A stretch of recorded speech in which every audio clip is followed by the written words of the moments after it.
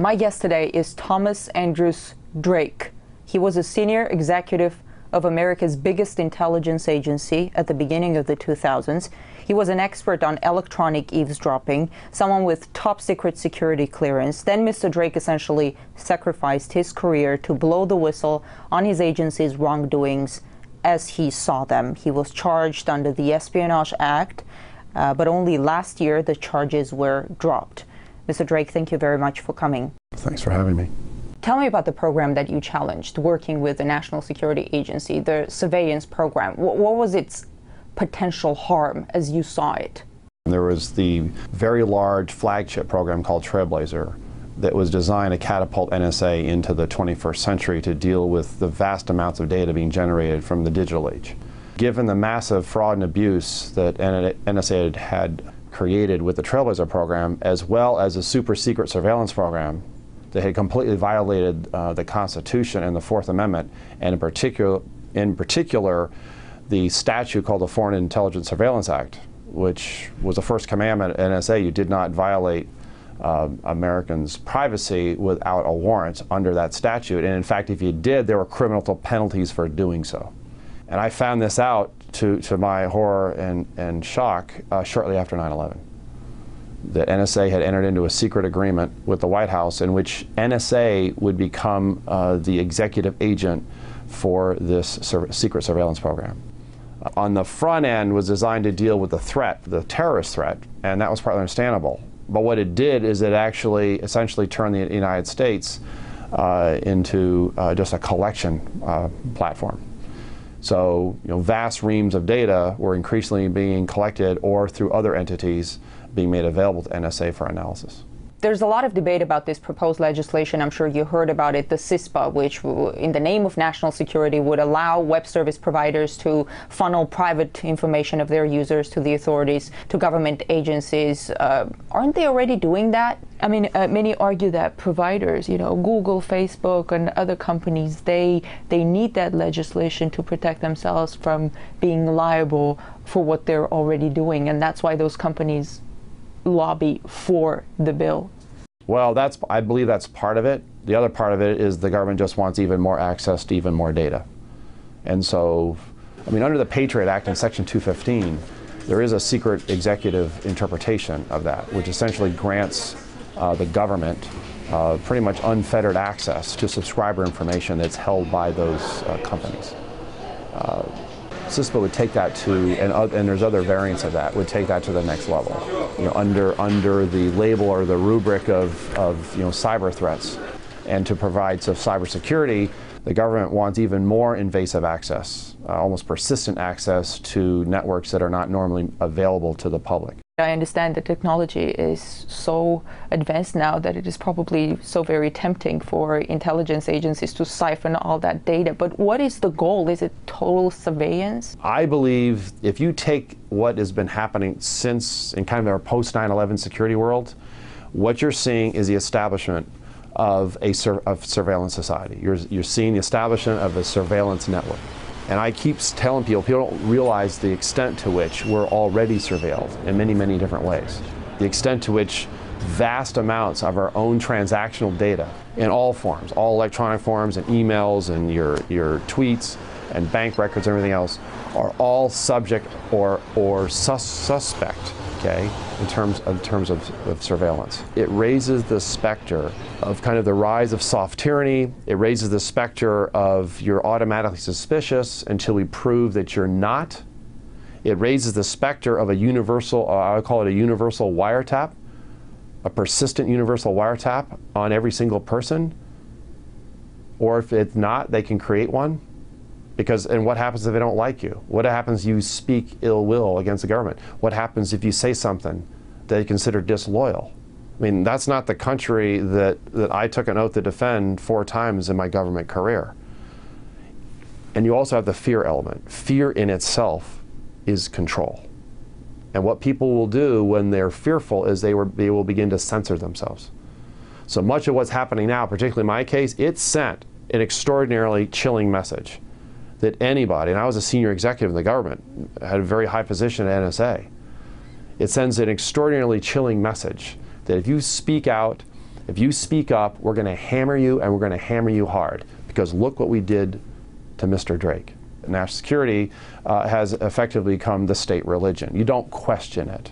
And if you question it, then your loyalty is questioned. I want to ask you about Julian Assange. His WikiLeaks cables exposed the U.S. complicity in torture and other crimes. How angry you think Washington is at Julian Assange? I think they're extremely angry. The fact that there's apparently, based on press reporting, there's a secret grand jury. There may be even a secret indictment.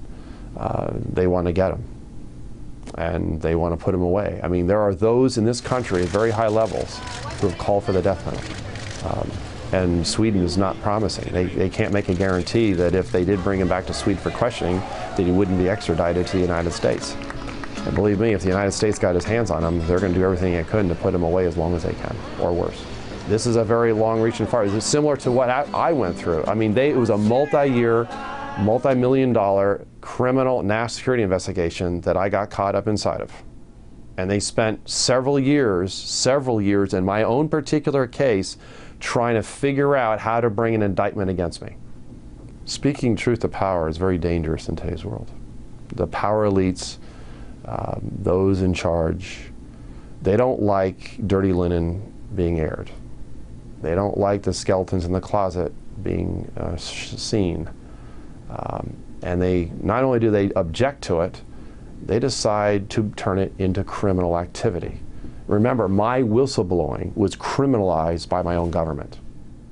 I know. I had no protection. Although ostensibly they couldn't reprise against me, retaliate, they did. What I also find striking is that there's basically a smear campaign against journalists who, for example, report on civilian deaths in U.S. drone strikes. I read a number of articles where U.S. administration officials basically accuse them of helping terrorists. And that label, terrorist helper, it seems it's becoming a convenient tool to brush off investigative journalism, isn't it? What it is you go after the messenger, and because the last thing you want to do is deal with the message. You're talking about all the activities, the secret surveillance, the warrantless wiretapping, torture, rendition, drone strikes, and a whole host of other measures that I would assert are extra constitutional. Not only do they violate our own law, they also violate a number of international laws. Go after the messenger and not the message, because see, to actually discuss the message or to address the message becomes very uncomfortable.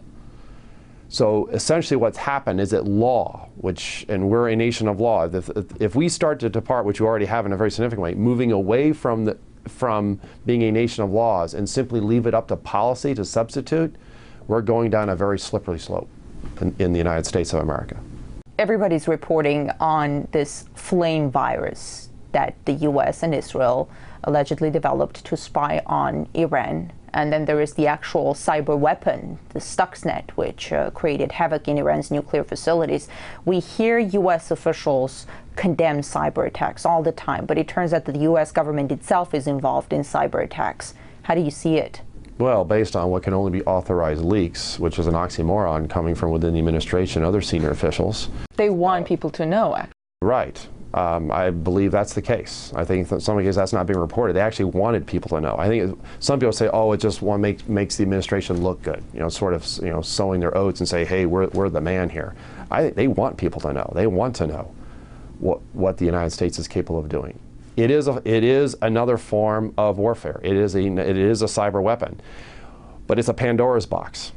Okay? Because we're now in kind of uncharted territories. It's virtual war, to say it that way. It's virtual conflict. I mean, the Pentagon itself has been on record that if a nation conducts what is allegedly being conducted by this country against other countries using things like Stuxnet, that's an act of war. But apparently, if we're doing, it's not considered an act of war. It's information operations or cyber operations, so it goes under a whole host of other labels to make it something different from what it really is. So where are the lines drawn? I want to go back to you becoming a whistleblower. You had a well-paid job, a top position in America's biggest intelligence agency. You turned it all down. You went to work to an Apple store. I wonder, how do you decide to go for something like that? You can't put a price on freedom. And I took an oath. I mean, my oath was to the Constitution. That took primacy over everything else.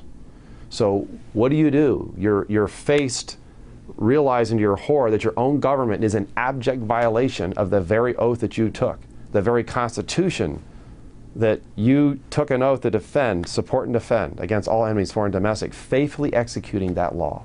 And you're finding out in secret that your own government is in violation of it, and then you know that it was never necessary. You knew that the best of American inventiveness and ingenuity could have not only provided superior intelligence, like the Thin Thread program, but would have done so in complete compliance with the Fourth Amendment and FISA.